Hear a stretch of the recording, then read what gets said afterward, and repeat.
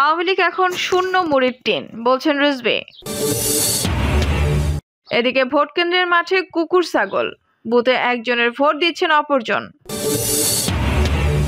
জানাবো ব্যাংকে টাকা ঋণের নামে লুটপাট হচ্ছে, বললেন কর্নেল অলি। এবং সর্বশেষ জানাবো লড়াই আওয়ামী লীগেই তবু সংঘাতের সংখ্যা। দর্শক শুনছিলেন সংবাদ শিরোনাম, এখন বিস্তারিত। আওয়ামী লীগ এখন শূন্য মুড়ির টিন, বলছেন রিজভী। আওয়ামী লীগ এখন শূন্য মুড়ির টিন বলে মন্তব্য করেছেন বিএনপি সিনিয়র যুগ্ম মহাসচিব অ্যাডভোকেট রুহুল কবির রিজভী। মানববন্ধনে রুহুল কবির রিজভী বলেন, বারবার জনগণের সঙ্গে বিশ্বাসঘাতকতা করা, জনগণের মালিকানা ছিনিয়ে নেওয়ার কারণে তাদের জনসমর্থন নেই। কয়েকজন সুবিধাবাদীর লোক, কয়েকজন ঋণ খেলাপি মানুষ, কয়েকজন বাজার সিন্ডিকেটের লোকজন আওয়ামী লীগকে ঘিরে আছে। এরা তো গণশত্রু, যারা বাজার সিন্ডিকেট করে, নিত্য প্রয়োজনীয় জিনিসের দাম বৃদ্ধি করেছে, যারা ব্যাংকের টাকা লুট করে নিয়ম বহির্ভূতভাবে ঋণ নিয়ে বিদেশে টাকা পাচার করেছে, যারা সন্ত্রাসী করে অন্য জমি জায়গা দখল করে, এদের তো জনগণ পছন্দ করে না। আর এই লোকগুলোই যদি আওয়ামী লীগের পাশে থাকে, প্রধানমন্ত্রীর পাশে থাকে, সরকারের পাশে থাকে, তাহলে তো জনগণ থাকবে না। আওয়ামী লীগ এখন শূন্য মুড়ির টিন। এ কারণে আওয়ামী লীগের নেতারা ঝনঝন করে কথা বলছে। তিনি আরো বলেন, আওয়ামী লীগের একজন সাধারণ সম্পাদক আছেন, প্রায় সময় তিনি বকবক করেন, খুব কথা বলেন। বিএনপির জন্য ওনার খুব মায়া কান্না। বিএনপির ভাবনায় উনি ক্লান্ত হয়ে পড়েছেন। ওবায়দুল সাহেবের বক্তব্যে এটা মনে হয়। মুরগির ছানার নিরাপত্তার জন্য যেমন চিল মায়াকান্না করে, কুমির যেমন মায়াকান্নাটি করে, তেমনি কুম্ভীরাষ্ট্র ওবায়দুল কাদেরের চোখ দিয়ে ক্রমাগত পড়ছে। বিএনপি নাকি দুর্বল হয়ে গেছে, এমন আওয়াজ তিনি মাঝে মাঝে দেন। আরো অনেক কথা বলেন। বিএনপি ক্লান্ত, বিএনপি হতাশ, বিএনপি নেতারা বিদেশে চলে যাচ্ছে। তারা যে ভেতর থেকে ধসে গেছে, ভেঙে গেছে, এটা চাপা দেওয়ার জন্যই তিনি এই কথাগুলো বলেন। উপজেলা নির্বাচনে মন্ত্রী এমপির আত্মীয় স্বজনকে না দাঁড়াতে আওয়ামী লীগের কেন্দ্র থেকে নিষেধ করে হয়েছে জানিয়ে তিনি বলেন, কিন্তু একজনের কথা শুনেনি, সবাই দাঁড়িয়েছে। তারা বলছে প্রধানমন্ত্রী 20-25 জন আত্মীয় স্বজন উপজেলা নির্বাচনে দাঁড়িয়েছে, তাহলে আমরা বাদ যাব কেন? ওবায়দুল কাদের সাহেব, আপনার দল যে শূন্য টিনের বাক্স হয়ে গেছে সেটা আগে ভরুন, তারপর বিএনপির কথা বলুন। বিএনপি দুর্বল হয়ে গেছে না সবল আছে, এটা তো টের পান প্রতি মুহূর্তে।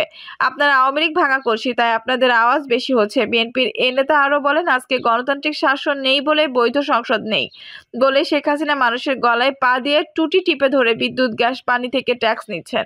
অনেকে কষ্টের মধ্যে দিন যাপন করছে, আর নিম্ন আয়ের মানুষ 3 বেলা কেউ খেতে পারছেন না।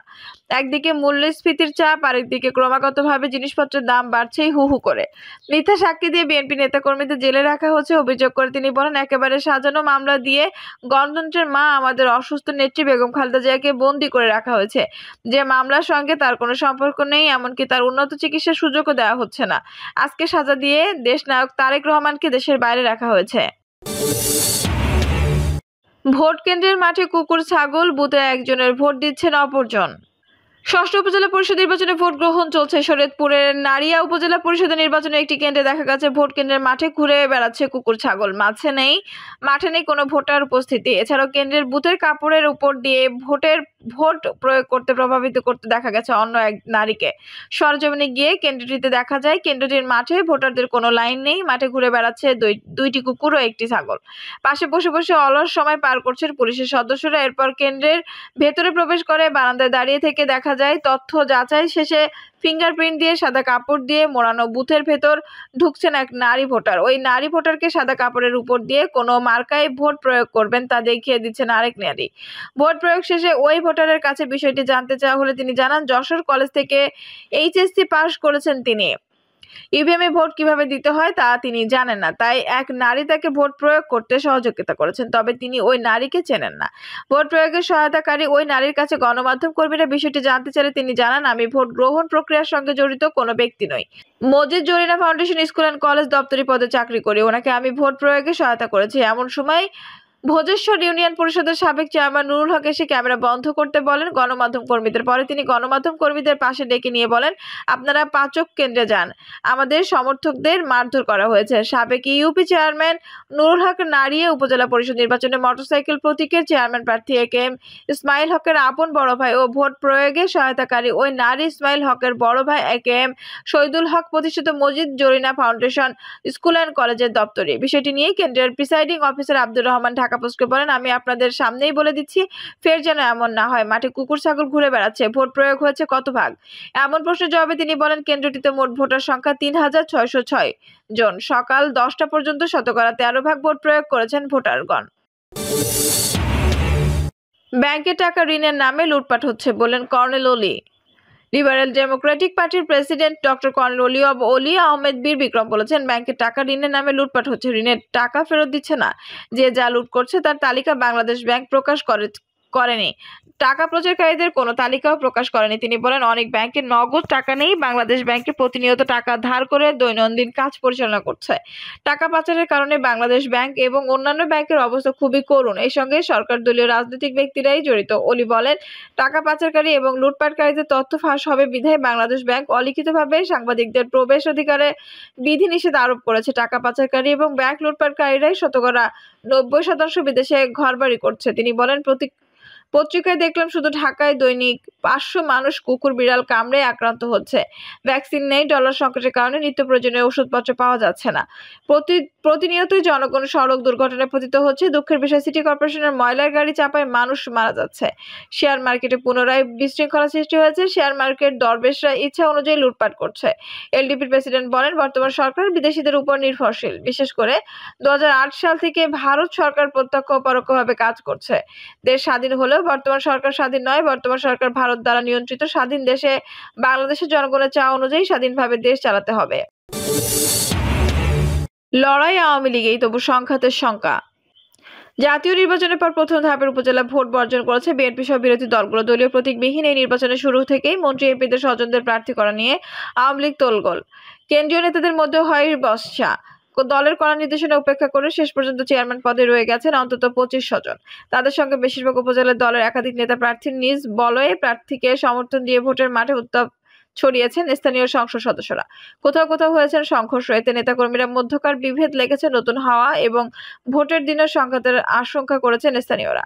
বিরোধী দলগুলোর নির্বাচন বর্জনের প্রচারে ভোটের উপস্থিতি নিয়ে দেখা দিয়েছে সংখ্যা। এমন পরিস্থিতিতে আজ বুধবার 139 উপজেলায় ভোট সকাল 8টা থেকে বিকেল 4টা পর্যন্ত একটানা ভোট হবে।